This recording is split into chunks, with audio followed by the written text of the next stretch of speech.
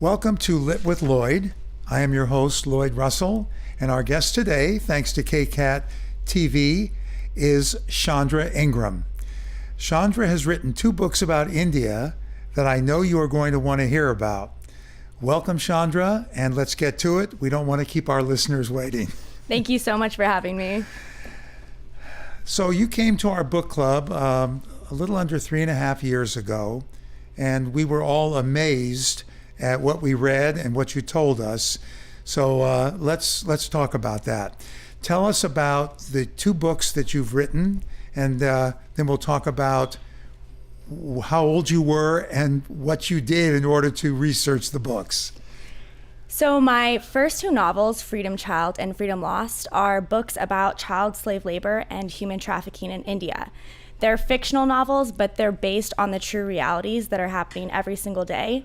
And my first book is focused around 2 characters. The first character is a 13-year-old girl named Mukti, who is enslaved on a quarry in Bangalore, India. And her family of 5 have been working there, paying off a debt of about $30 for 5 years, and will probably be working there for the rest of their lives because they are surrounded by people who don't speak the same language and they are far away from home. And unfortunately, her story is very real. And even though she's a fictional character, I based her story and her friends and her families on the lives of many women and children that I met and interviewed in India. And your second book, Freedom Lost, how did that carry on from Freedom Child? So actually, Freedom Lost was supposed to be a part of the first book. When it comes to modern slavery, there's just too many types of slave labor. There's too many stories to tell. And so one of my biggest challenges was narrowing down how many characters and how many stories I told. So originally, Freedom Child actually had 3 storylines and 3 different characters. Mukti, who is enslaved on a quarry, Ruchita, who ends up being sold and human trafficked, and then 2 boys who are brothers who end up getting lost from home and enslaved on a farm or agricultural area, and they are stuck there because of debt bondage. But I had a literary agent read my original draft, and she said, this book is way too long. No one's going to read it. You should probably split it into 2. And so The Boys are now the sequel to Freedom Child. Okay, so let's get into the most amazing part of all this. Tell us how old you were when you researched the book and how you went about it. So I began writing Freedom Child when I was 12 years old. It actually started off as a 1-page homework assignment in my English class. My teacher said, if you were to write a book about anything, write the first page. And for some reason, as a 12-year-old, I thought I would write about child slave labor in India. Probably not a topic most 12-year-olds are interested in. But my family had just moved back from India, where we had lived for 4 years. And when I lived there at my international school, a guest speaker came by, and he had dedicated his life to taking children out of slavery. And this was the first time I'd ever heard about this issue. I thought that slavery had been abolished after the Civil War. I didn't know that there was such thing as modern slavery and that it still happens in every single country around the world, despite being abolished by every single country. And when I moved back to the States, I would have casual conversations, usually with my friends' parents, since my friends were younger, and they would ask me about my experiences and what I learned, and I would somehow always end up on the conversation of this huge issue, and no one knew about it. And it really just spoke to me because I think the main reason that it's such a prevalent issue today is because there's such a lack of awareness. And so I thought, if I can write a book, I want to spread awareness about this issue and educate people so that hopefully we can all come together to make a change. A pretty audacious goal for a 12-year-old, but I thoroughly enjoyed writing these stories and researching them. And my English teacher, Mrs. Senner, and Mrs. Holla encouraged me to continue writing that one page into a short story, which I entered into a contest, never heard back from. But I enjoyed writing and researching it so much that I kept writing until it turned into a 400-page novel. And I came across a lot of obstacles writing at such a young age. Because it's such a contentious issue, most people didn't believe the stories I was telling. A lot of the realities of slavery are really intense, especially with sex trafficking. And to talk about 5-year-old girls, 13-year-old girls being sold up to 30 times a day, people don't want to believe it. And because I was so young, they just pushed the issue aside and told me I was lying or I didn't do my research.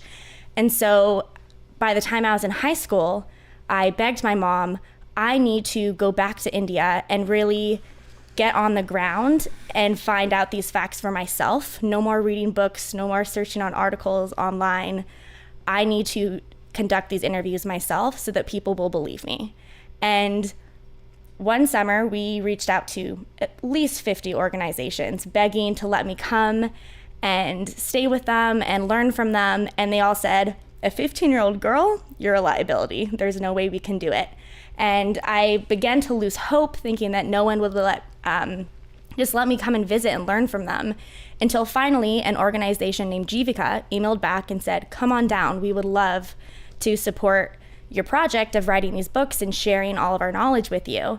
And so my mom and I hopped on a plane. We went back to Karnataka, which is where we lived for 4 years.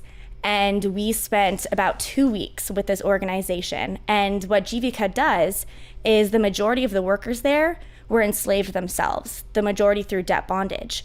And they go back into these villages and they find people who are currently enslaved, and they speak with them and they work with the government to try and help them get out of their situations.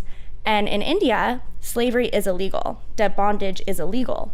But because a lot of these impoverished areas are uneducated, they don't know their rights. And so this organization, being as amazing as it is and having people who have been in those situations, are able to go in and speak with them and spread awareness and work with the government to give them what they call a freedom certificate. That is literally a certificate that says you are free. They cannot force you to work anymore.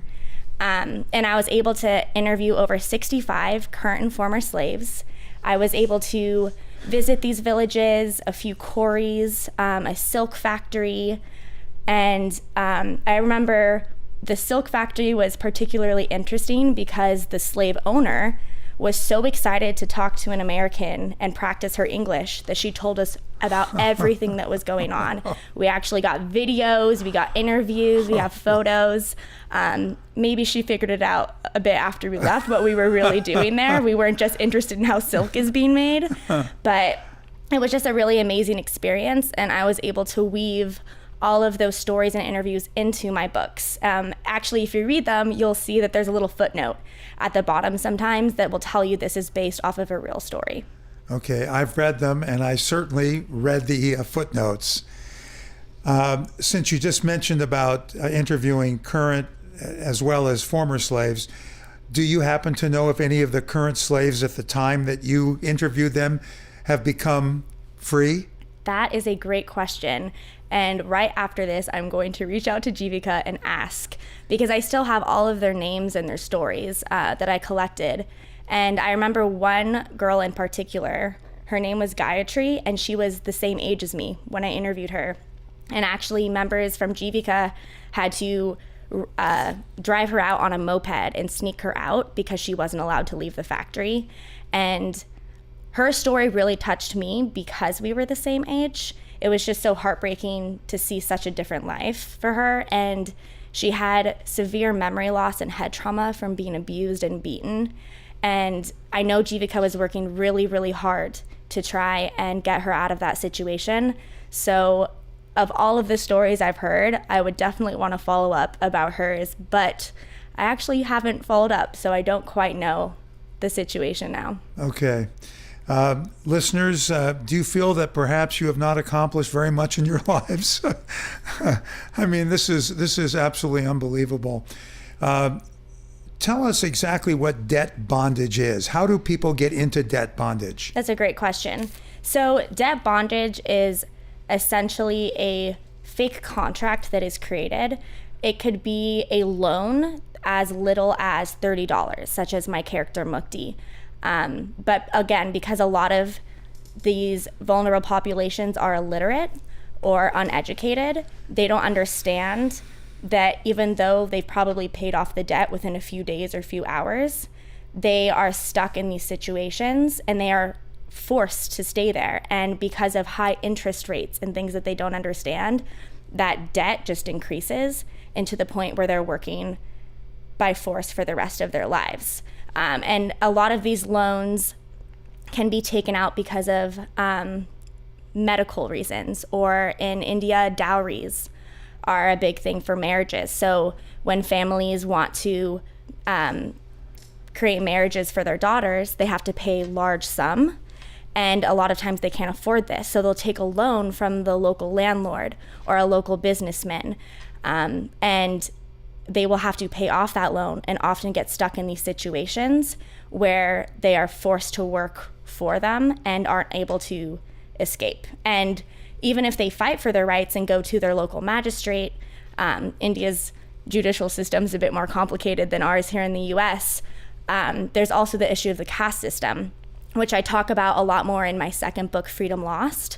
The Dalits are the lowest of the caste. It means the untouchables, because they literally, people aren't allowed to touch them. They're seen as less than human. And the Dalit class is especially vulnerable. They're already excluded and isolated from society.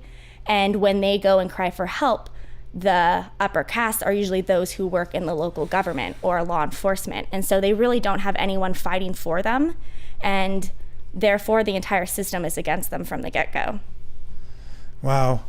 And this caste system, is it as strong now as it's always been? I mean, is the government, there's nobody in government that's trying to champion them in any way? So that was when I began doing my research. It was definitely something I was interested in, because to me, how could a caste system still be in place today? It just seems so archaic and outdated.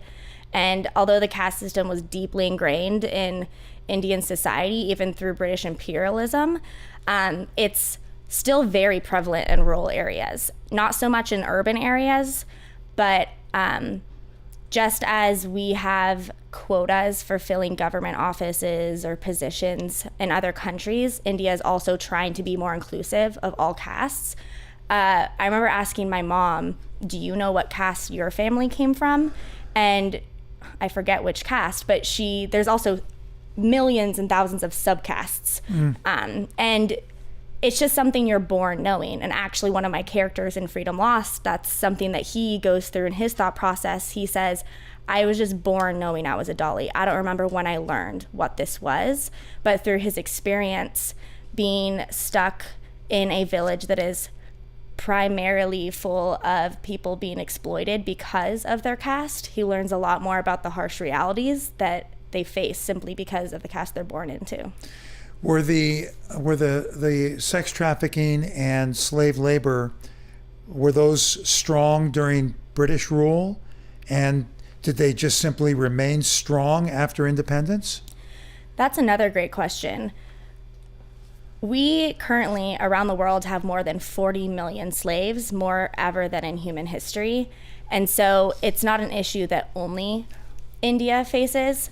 So I would say it's increased because the population has increased, and since the pandemic has probably only gotten worse. And the caste system that was in place during British imperialism definitely reinforced the ability for people to be exploited. All right, we're going to take a quick break, and we'll be back in a minute.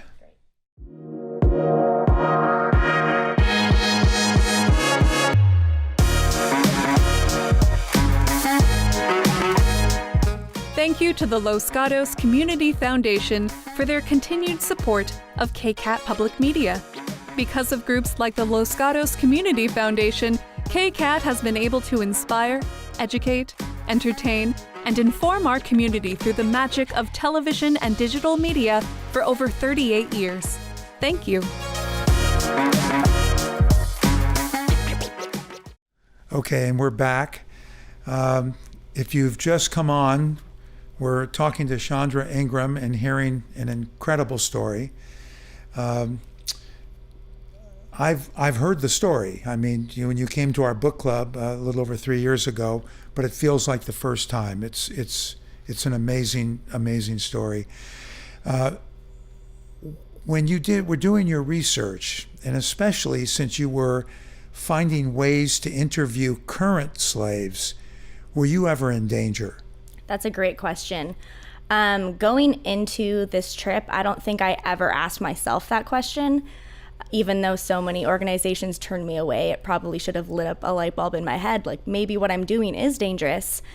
And there's one particular situation that stands out to me.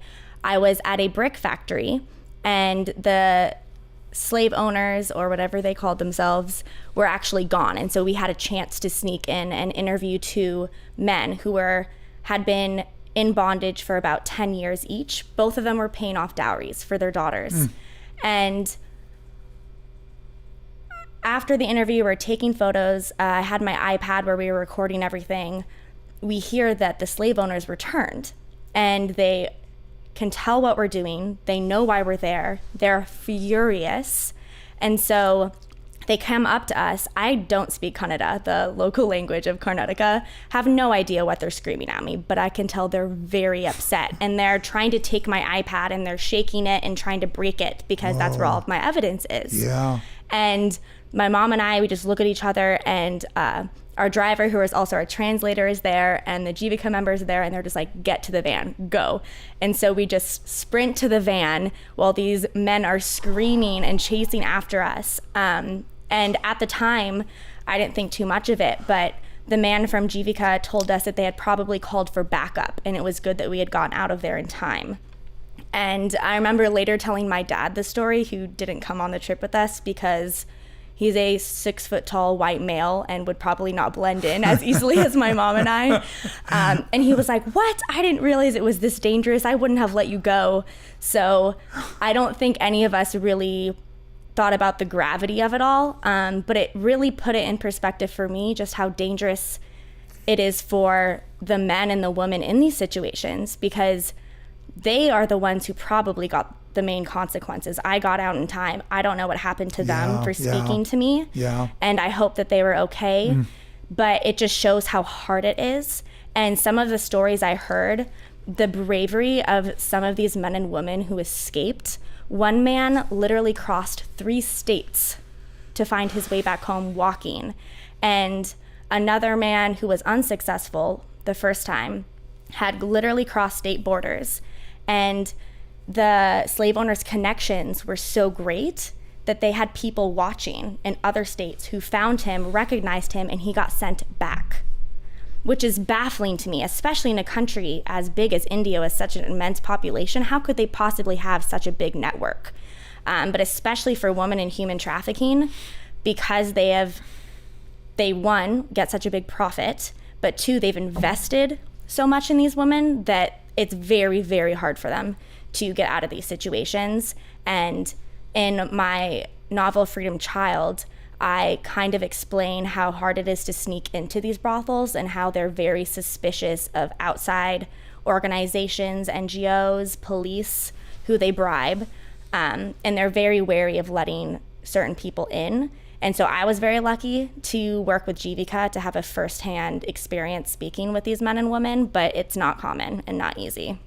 So when you did your 65 or so interviews, you actually spoke to some of the people that were subject to the sex trafficking?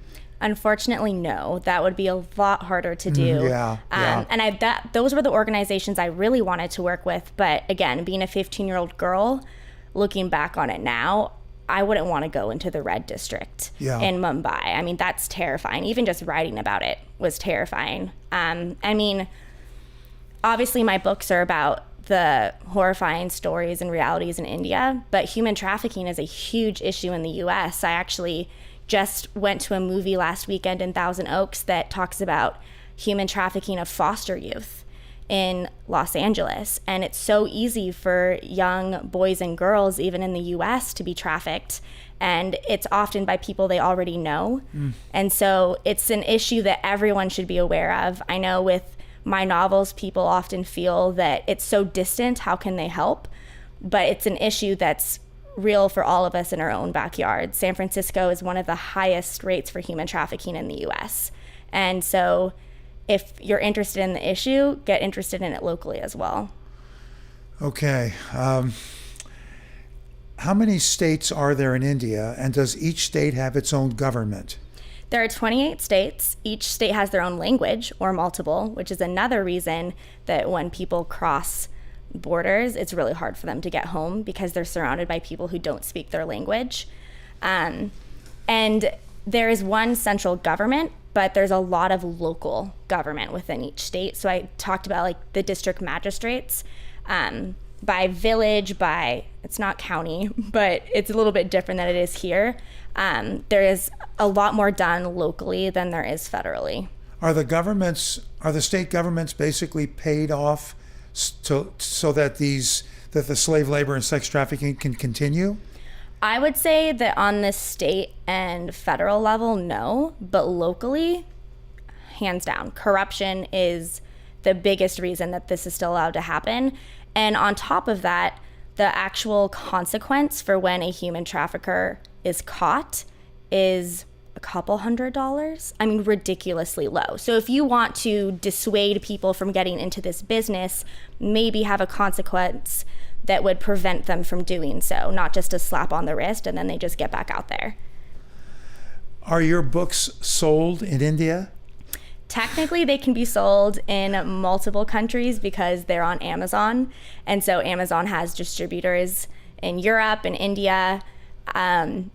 Interestingly enough, though, speaking about this in India is even harder because people get very defensive about what's going on in their own country. Some people are very aware of it, and others, I remember talking to someone at the embassy in Delhi and trying to speak to him about this issue. And this was when I was doing the research, like right afterwards. And he basically told me that if this is true, which one, I know it was because I had just spoken with all these men and women. He said, well, it's actually probably for the best because at least they're getting food and shelter, which they probably weren't before.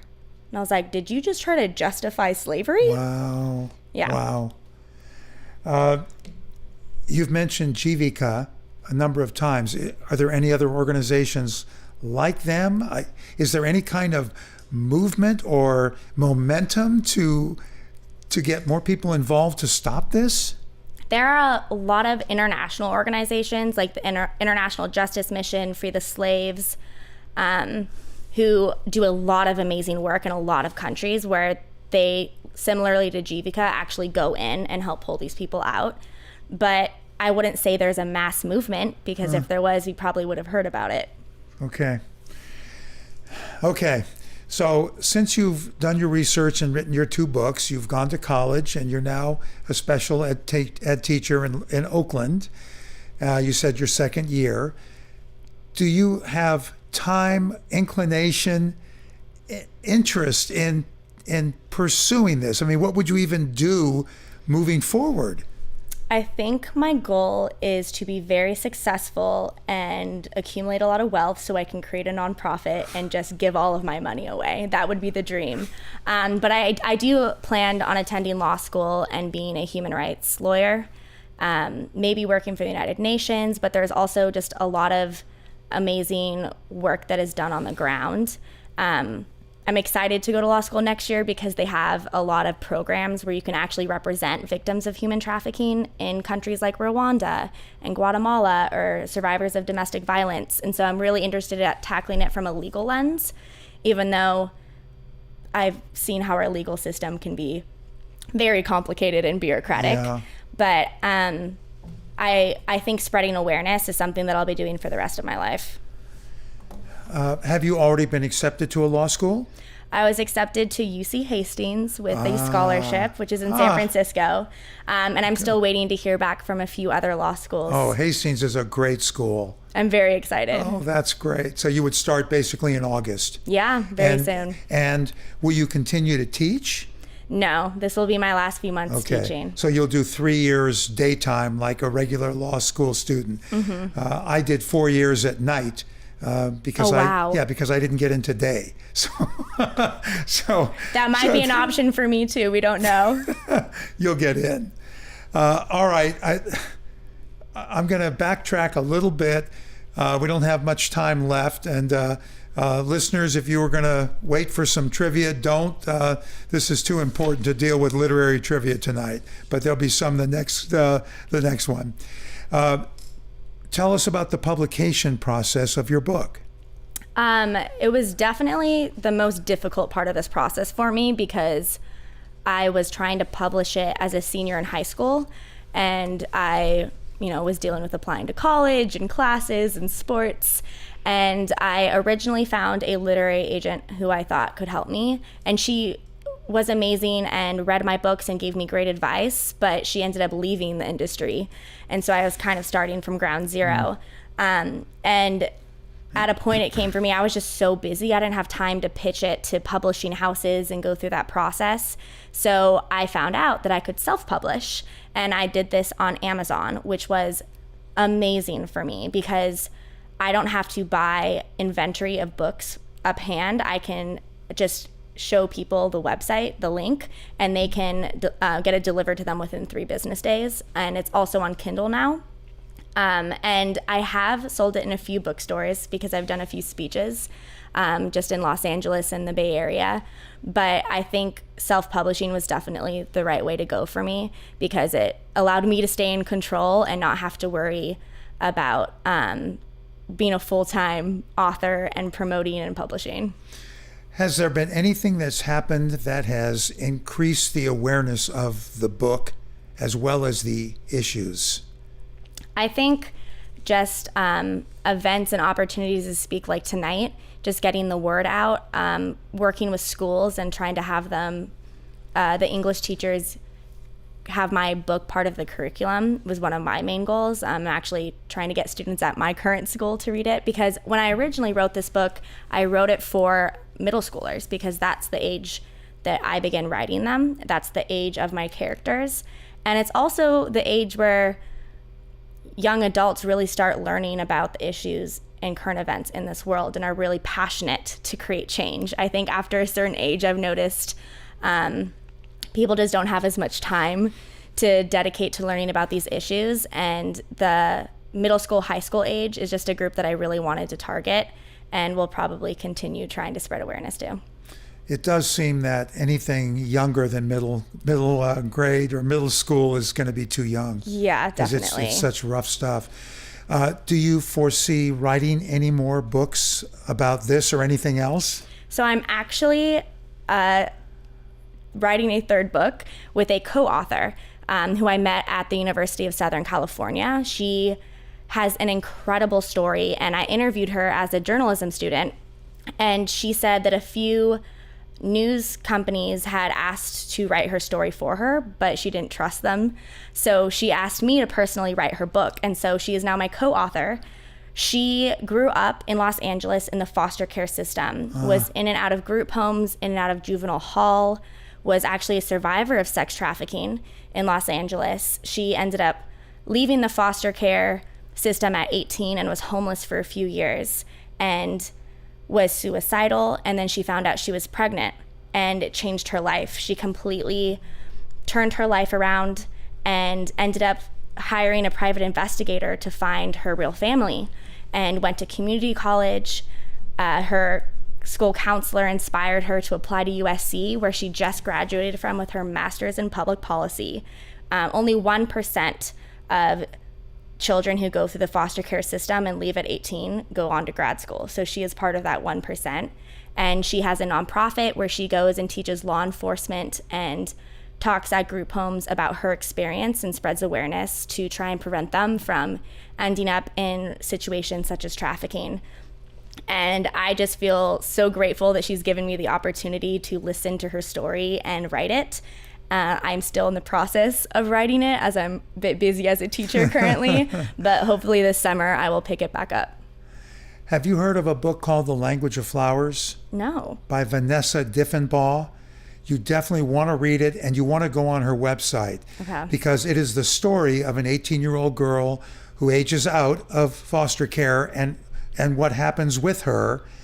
But Vanessa actually has a website, and I don't remember all the details, but she ended up adopting 2 foster care kids. Oh, wow.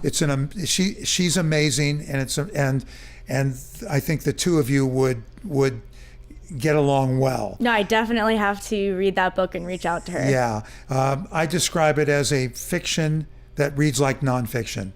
That's what I'm going for too. Yeah, I think that's fantastic. We're out of time, which I'm a little sad about, to be honest with you. I think this has been absolutely amazing. I'm so appreciative of you coming down, and I can't wait for however many listeners listen to this thing or now can view it, seeing and hearing the story. It's absolutely crazy. For those who are interested, they can go on Lloyd.show, and that way you can get the podcast. If you do Lloyd.show/YouTube, you can see it live, not live, of course, but you can see it rather than just listen to it. And feel free to subscribe to the podcast. We don't always get authors as interesting as Chandra.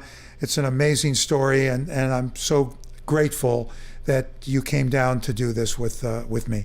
Thank you so much for having me on the show and just giving me the opportunity to spread awareness and speak more about my story. Thank you. And again, thanks to KCAT, not only for the radio side of it, but also for the TV side of it. They do an amazing job with my show as well as others, and I'm thankful that I'm a part of it. So that's it, people. We'll see you next time.